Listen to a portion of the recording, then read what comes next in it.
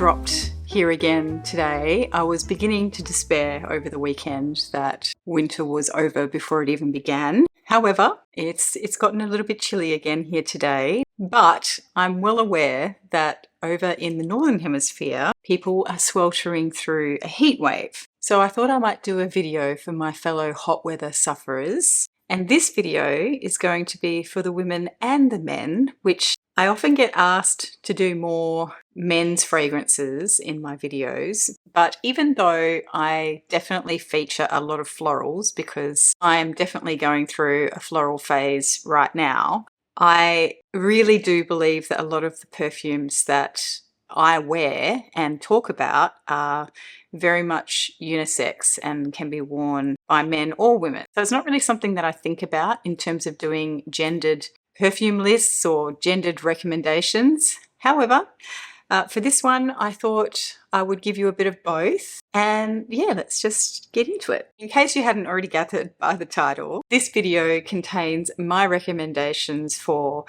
summer picnic in the park perfumes. And my first, sorry, I don't know how that filter ended up being different, but the filter has now been turned off. So my first recommendation for the men is Sycomore by Chanel. This is a golden citrusy vetiver. It has a very cooling cypressy juniper aspect to it. And there's also just this slight hint of smokiness, you know, just a little wisp of smoke, and so slight that you would be forgiven for thinking that you might have imagined it, but it's definitely there. It's very fresh and it's very crisp and it smells really elevated. And this is the type of fragrance that you would be comfortable wearing it if you were lounging around on a picnic rug in crumpled up clothes, as much as you would feel comfortable wearing it on a millionaire's terrace, quaffing champagne and caviar. So it's a really, really great one. It works in casual as well as more formal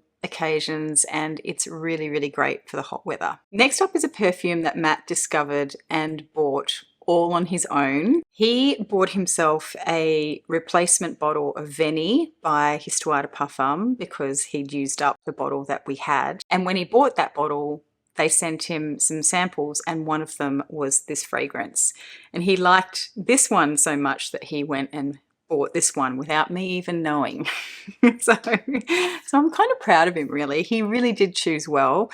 This is Hito by Wait or Wait. I'm not sure how exactly you say their name. So this is primarily a fig fragrance, but it's a spicy, peppery type of fig. It has a really sparkly, citrusy opening. I think I get mostly bergamot, but there's also sort of a yellow, lemony type feel, and it's quite juicy as well, which I think might be the yuzu that's in here. It is green, but there's also a savory creaminess in the undertone. It's a little musky and a little woody, and it's just fantastic. So this is quite a projecting fragrance, and it does last really, really well, which makes it really great for the heat. And even though it's quite strong and projects, it isn't overwhelming because it's so light and spicy and citrusy. And I am actually surprised that it lasts so well given how much citrus there is in here. So that is Hito by Wait. Next up is one that I only have a sample of, but I'm definitely intending on buying a full bottle at some stage. This is a sample of Eau de Hadrian by Goutal, and this is like the citrusy fragrance of my dreams. It's really fresh. It's got just about every citrus that you can think of under the sun. It's a little bit aromatic as well. There's aldehydes in here that give it a little bit of sparkle and some ylang-ylang to tie it all together.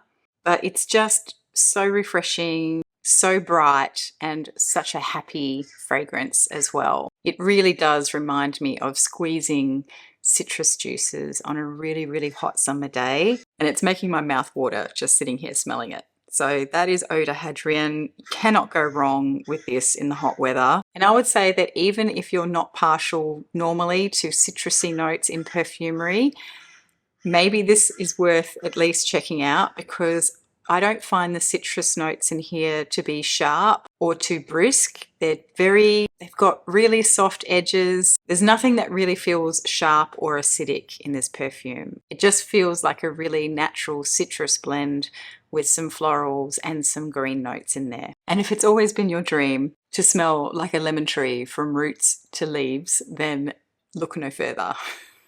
Next up, we have one that I purchased back in 2020. This is Le Froide by Serge Lutens. This is part of their cologne range. And this is a very aromatic, aquatic cologne fragrance. I think it's officially categorized as being an amber woody fragrance.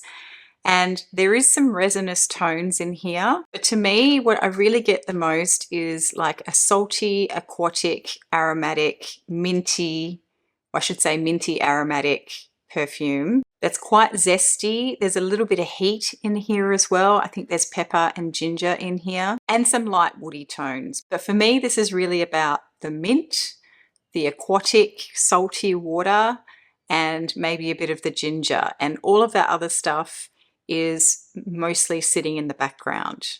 I mean, it is a cologne, so it does wear very lightly, and you probably would have to reapply it in the heat, but it is quite refreshing, and it's a really good option for anyone who doesn't really like citrus notes but wants something really light and refreshing all the same. So if you're not into citrus, this is a really good option for the summer.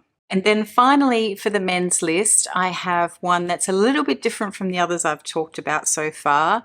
This is Ambre Nuit by Maison Christian Dior. And I chose this one because for anyone who likes something a little bit on the darker side, maybe someone who typically gravitates a bit towards ambers or more sultry sort of florals even, this is a really good option for the summertime. I think this one works really well in the hot weather because even though this is described or categorized as being an amber, it's very light. There's quite a bit of citrus in here still. It's quite peppery. There's cedar. And of course there's rose. So it is ambery, but it has a very light, almost translucent feel to it. And the pepper and the citrus notes really help to lift it and make it more diffusive in the hot weather. So it's never going to be cloying, even in the heat. So that's a really, really great one. And this is another one of those ones that can translate from really casual, sort of low-key picnics all the way through to something more formal and elevated.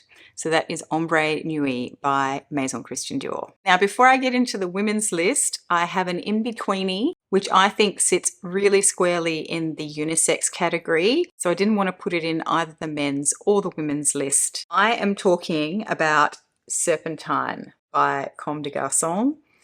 This has got to be one of the best freshies that I have stumbled across in years. There was one last year that is also in this list, which I will be talking about shortly, which also is right up there. But this is so different from any other freshie that I've smelled.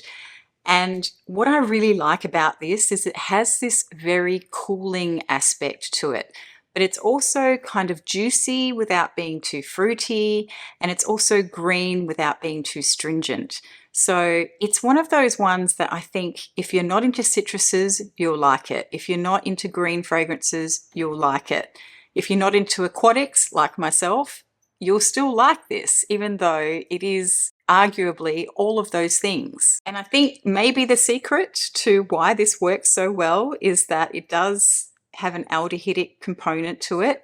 But again, if you're afraid of aldehydes, don't be. What they do is sort of tie all these elements together without letting any of those elements dominate on their own. But at the same time, these aldehydes bring kind of a sparkly, fresh, cooling aspect to the perfume. It is genuinely a really great perfume, and it's not a new one. It's been around since 2014, and I've barely heard anyone mention it. So definitely get your nose on this if you are looking for something refreshing for summer, but you don't want it to lean too far in any direction. So that is Serpentine by Comme des Garçons. For the ladies, the first perfume I put in this list was Gardenia Antigua by Armani Privé. Sorry, that's a bit reflective. This is another gardenia scent that I think doesn't behave like a typical gardenia. It does have an earthiness about it, but once again, it's really translucent and airy. It's blended with a lot of beautiful florals. It's very fresh and light and slightly green. It has a very sort of perfumey aspect to it. And what I mean by that is, I mean, obviously everything that I'm talking about in this video is perfume. But for me, a lot of perfumes that I wear, once they're on the skin, it's like they blend into the skin and sort of become part of me. But then there's other perfumes that definitely feel like they're a separate thing to me. And even though they're sitting on my skin and blending in with my body heat and whatnot, there's something about them that kind of sits apart, and it's like they're dressing me up somehow. And that is what this does for me. Even though it's just a really light, airy, slightly earthy, green, fresh floral, it also just keeps itself separate somehow, and it smells like a perfume. Does that make any sense? I'm not sure that I explained that very well. So the gardenia in this instance is rounded out with jasmine and ylang ylang, and maybe some rose as well, I'm not sure. There's also some brightness from citrus notes, including mandarin. So mandarin to me usually comes off a lot softer around the edges compared to, say, a lemon or a bergamot, which tend to have a little bit more of a briskness about them. Whereas the mandarin and the orange notes, they tend to be, for me at least, a little bit softer. Not softer as in quieter, but just not as sharp, and perhaps not quite as bright as well. This line of perfumes, this Armani Privé line of perfumes, has really started to grow on me in recent times. I've pretty largely ignored them over the years. I mean, I do have Rouge Malachite, and I really, really loved Vert Malachite, which I still don't own, but I've never really paid any attention to any of the others except for, I think there was a Myrrh one some time ago, which has now been discontinued, or there was one that's now been discontinued, and I really liked that one. But for the most part, I really haven't paid that much attention to them, and I think that's going to start changing because I really, really like this perfume. I've only had this for a couple of weeks, and I think, again, this might be something that I might even reach for over winter. I have been finding that over the past couple of years, I tend to be reaching for things that I would historically have thought were opposite to the season that I'm in. So I tend to be reaching for the heavier, more robust perfumes in summer, and then I'm reaching for things like this in winter. But the good thing about me being late to the party with these is that they can often be found for a really good price online. And indeed, this one was less than half the retail price. So I'm not complaining about being slow on the uptake when it comes to the Armani Privé line. Next up is one that is definitely no stranger to my channel. This is Honor 43 by Amouage. Now, you could easily put the original Honor woman on this list as well. And in the past, I have really not gotten along with Honor Woman, but recently I had someone ask me to do a comparison between these two, and I thought that it's been long enough since I originally tried Honor Woman that perhaps I should resample it and just make sure that, you know, my opinion remains the same. And it has actually changed. I am really digging the original Honor Woman as well now. That one used to smell like pond water on me. It felt like to me it had this sort of stagnant water element in it, and it just did not smell good on me at all. This one never did that to me, but I recently wore the original Honor Woman for an entire day, and I didn't have the same problems that I've had with it when I've sampled it in the past. So the main differences to me are that this is obviously a lot stronger, it's a lot more green, but the original Honor Woman is a lot more diffusive and projects more, maybe has a slightly more creamy aspect to it as well in that white floral base. But largely the scent profiles are fairly similar, but as I said, I feel like this one is a bit fresher and greener. And the good thing about this one too is that it has really good longevity, so even in summertime you really don't need to reapply unless you're sweating profusely and literally sweating off your perfume. But I do find that even in the summer I don't need to reapply this. It is a really beautiful white floral. As I said, there are green aspects to it. There's a tartness in the opening to this as well. I don't know if it's a fruit, but it feels like the tartness is associated with these sort of green tones that I'm getting. And it reminds me of biting into fresh rhubarb that you've picked from the garden. So it's got this tartness and it does make your lips pucker a little bit, but then you get the floral notes, some aromatic spicy notes coming through, and that resinous woody base as well. So in the end, they do all balance out, but I do really enjoy that sort of green, fresh, tart opening to this one. So that is Honor 43 by Amouage. Next up is one that I actually bought when we were in Capri last year. This is called Essence of the Park and it's by Cartusia. And I just bought this little 20ml splash bottle because we were literally climbing all over Capri on this really hot day. Well, actually, it wasn't that. I mean, it wasn't the height of summer, so it probably wasn't as hot as it could have been, but it was quite warm. And I was getting really self-conscious because we were stopping in little places to have, you know, a drink or a bite to eat. And I was starting to feel really self-conscious. And because I felt like I'd sweated off all my perfume and I wasn't feeling very fresh. And we passed the Cartusia perfumery and we stopped in and I grabbed this one.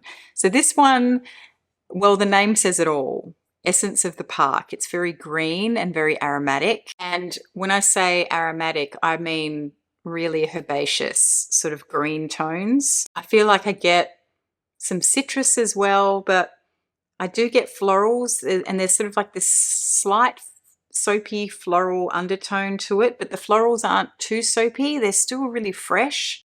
I think there's honeysuckle in here from memory and linden blossom. So it's just a really pretty, refreshing fragrance. And my only regret is that I bought this tiny splash bottle instead of buying a slightly bigger atomizer bottle, because I think I would much prefer to spritz this on rather than splash it on myself. But I will just have to decant this into some sample vials and spritz it on that way.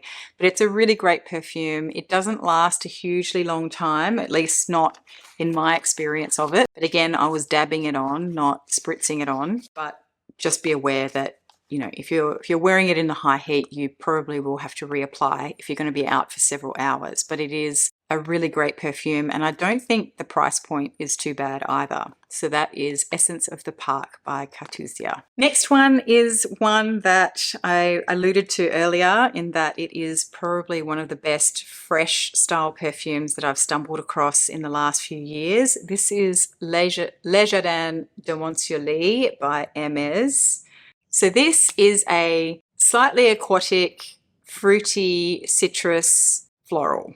It has a kumquat note in the opening, and I have to say I much prefer the kumquat opening of this compared to another very famous perfume that has a kumquat opening, and that is Dama Bianca. I find this one much more tolerable. It's much more refreshing. It's paired with jasmine, and the jasmine is really light and translucent. It's very green, this perfume. It does come across as being a little bit aquatic, but it doesn't have that cologne type aquatic element to it. It just feels really fresh, like the jasmine is sprinkled with fresh water, and you've got this sort of green minty element happening as well. It's gorgeous. It's so refreshing, and none of the notes in here come off as being too sharp or too dominant.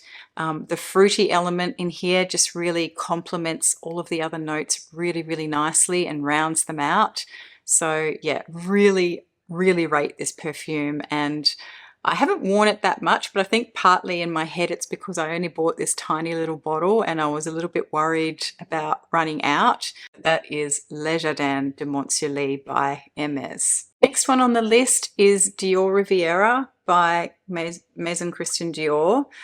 I really like this perfume. I know a lot of people thought it was either really basic or boring, and a lot of people were disappointed with it because it was Francis Kurkdjian's first release since taking on the creative director role at Dior. But I really like this. This, to me, when I first got it, I got a lot of the rose that's in here. It was like a very green rose, but it is meant to be, I think, predominantly a fig perfume. And I have to admit, at first, I didn't really get the fig in here. I definitely got greenness, and I got the rose, and it just came off as a really interesting, refreshing green rose with a bit of sweetness, a bit of fruitiness. Yeah, it didn't immediately jump out at me as being fig, but after having worn it quite a bit over the last few months, I've realized, oh yeah, I think I do get the fig in here now. I even sort of almost get the woodiness of the fig as well, which I wasn't really getting before. This perfume has great sillage. It projects quite well as well. I first discovered this perfume by running into somebody at a big shopping mall, and I could literally smell him as he approached me. And as I stood there talking to him, I realized he was the person I could smell. And I asked him what he was wearing, and he was wearing this. So that was my first sort of encounter with this perfume. And I immediately went home and decided to pick up this small bottle of it because I just loved smelling what I was smelling when I was talking to this person. So I really like it. Yes, okay, I get the whole, maybe he should have done something a little bit more interesting for his first release at Dior, but I can't deny this is a really great perfume. So I really like it. It's not for everybody, obviously, but if you want something that's going to perform quite well in the heat and something where other people are going to smell you because it's quite diffusive, then this might not be a bad option. It's also very refreshing. There's really nothing offensive about this perfume at all whatsoever. So that is Dioriviera, a really beautiful fresh green rose with an element of fig fruit. And then finally on the list, I have a designer for you, and this is Chloe Au Naturelle Intense. I only have a travel size of this. I literally just picked this up on a whim. This is just a really lovely watery rose perfume. There's a bit of neroli in here, so it's got a slightly green element. It's not too much neroli though, and it doesn't go soapy. It actually sort of comes across to me as being more of a woody rose, but it's so translucent, transparent, slightly sweet, and slightly woody. Completely inoffensive, nothing really of note to say about it other than I just really enjoy wearing it. It's very uncomplicated, it's very crowd pleasing, you will smell pretty when you wear this, and it really suits hot weather, I think, because of that woody element to the rose, which is balanced really nicely with sweetness, and the sweetness feels more like a juicy sort of sweetness, not necessarily a vanillic sugary sweetness. So it feels in that regard quite natural in the scent profile, which I guess is the whole point given it's the Au Naturelle. Anyway, so that is Chloe Rose Naturelle Intense. Just a really easy one to pick up for the summer, easy to wear and uncomplicated. Let me know what you would wear for a summer picnic in the park. I'm going to leave it there. Thank you so much for joining me. If you liked it, please do give it a thumbs up and subscribe if you aren't already, and I'll see you in the next one. Bye.